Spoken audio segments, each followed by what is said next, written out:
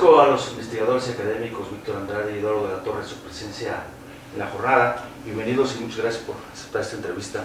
Tulio, muchas gracias. Al contrario, Tulio, gracias a ti y gracias a la jornada. Ambos son reconocidos por digamos, su capacidad de análisis y de crítica sobre la situación de Veracruz, y en particular me gustaría que nos pudieran aportar sus visiones con respecto del proceso histórico que acabamos de pasar recientemente.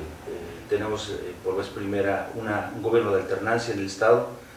En algunos sentidos se ha visto criticado por amplios sectores de la sociedad. Tal vez las expectativas fueron demasiadas que se pusieron en este nuevo gobierno, quizá también desde las promesas de campaña que hizo el propio candidato en ese entonces, Miguel Ángel Yunes. Pues de entrada, Víctor, ¿cuál es tu posición? ¿Cómo ves en este momento el proceso de alternancia en Veracruz?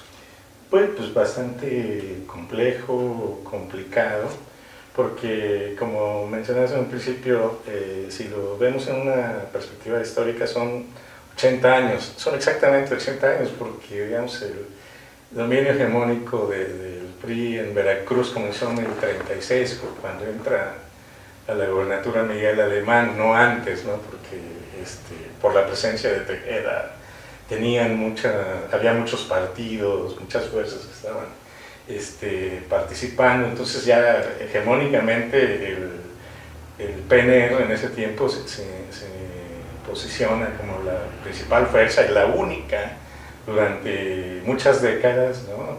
Como partido hegemónico, pues 80 años, ¿no? Entonces tenemos que medir todo el peso que trae atrás una cultura política antidemocrática, autoritaria, ¿no? Prácticamente hemos vivido una autocracia. Entonces, creo, por supuesto, que en efecto 6 meses, un poco más para medir qué tan relevante ha sido la alternancia es demasiado. Tenemos que medirlo. Habría que ver también otros factores. Uno, esta reforma que hizo todavía antes de irse Javier Duarte para acortar el periodo, para crear una gobernatura de manera muy perversa por su parte todavía, ¿no? De 2 años, que ata las manos, ¿no? Que prácticamente en efecto lo que podemos decir es que tenemos una especie de gobierno provisional, ¿no? Que además tiene que estar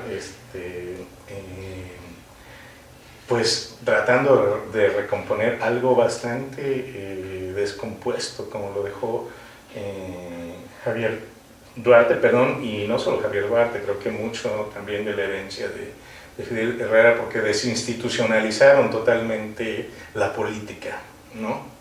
Hicieron de la política ambos un negocio exclusivamente, la política basada solamente en el dinero y la persecución. Entonces a quienes estaban de acuerdo con ellos los corrompían, los captaban, a quienes no los perseguían, ¿no?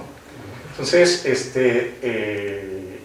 el gobierno estatal estaba prácticamente desmantelado en todos los sentidos, materialmente e institucionalmente.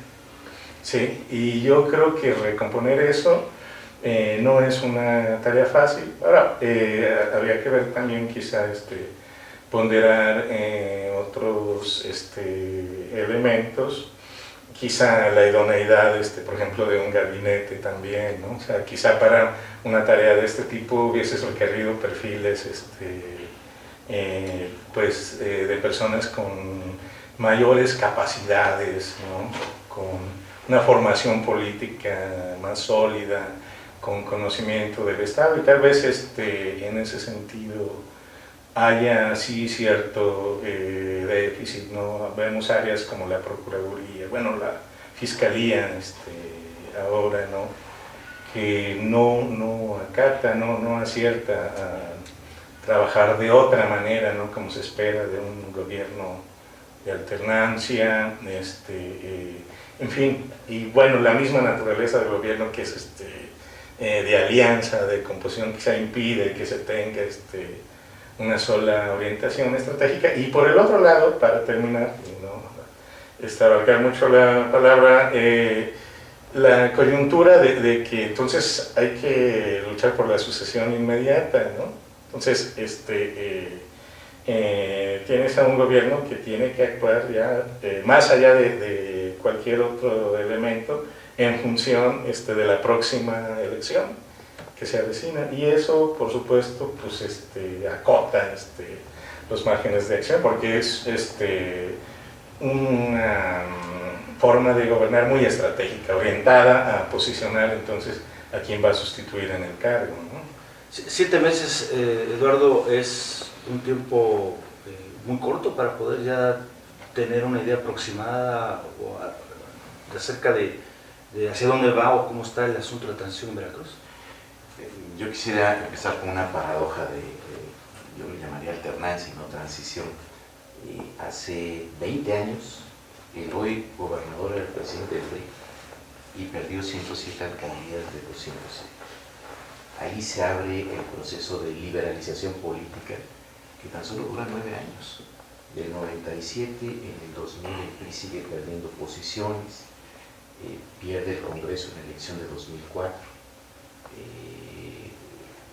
PRD y PAN eran la mayoría en ese Congreso, en ese gobierno dividido, aunque les falta un proyecto político. Solo se dedicaron a cohabitar con el exgobernador Fidel Herrera Beltrán. Y después viene esta regresión autoritaria en la elección municipal de 2007, donde el PRI vuelve a ser ese partido hegemónico y que se imita este proceso en Coahuila, por ejemplo, en Oaxaca también, y en Puebla fundamentalmente, en las características de estos gobernadores. Pero, por ejemplo, cuando tú evalúas una política pública, pues tienen que pasar 5 años para que puedas evaluar. Es muy difícil evaluar, pues ya 9 meses de gobierno, ¿no? Que ya, como bien lo apunta Víctor, es un gobierno de transición, pero de transición en el sentido de que solo son 2 años, y estás preparando lo que estabas criticando anteriormente, decimos la docena trágica, pero me parece que el gobernar con esta filosofía política muy mexicana del nepotismo, lo vivimos en Coahuila, donde un hermano le hereda la gobernatura a otro hermano. Eso se está observando en varios estados de la República, los hermanos Mayans en Tabasco, uno por el lado del PRI verde y el otro por el lado del PRD ya corriéndose hacia Morena, pero son estados que empiezan a ser gobernados, como bien decía Víctor, el siglo pasado el gobernador y el dueño de la política fue Miguel Alemán. Él, me parece que hasta Patricio Chirinos es la única sucesión que no interviene él en esa sucesión, pero había un partido hegemónico y una familia que era la dueña de la política en Veracruz. Y hoy esta cultura política sigue arrastrándose hasta ver, como decía José López Portillo, lo tuyo del nepotismo, ¿no? Creo que esa es una de las nuevas vertientes que estamos observando en Veracruz. Y como bien apuntaba Víctor, una coalición electoral se convirtió en un gobierno de coalición sin proyecto. La mayoría de los integrantes del gabinete sin perfil. Algunos son con muchas dispensas para que puedan ser los titulares. Y creo que está marcado más por la lealtad que por la eficacia. Y tú cuando le apuestas a la lealtad en un tiempo tan complejo de la política, no solamente en el Estado, sino en el país y en el mundo, es muy difícil que las viejas prácticas gubernamentales puedan sacar a flote un nuevo estilo de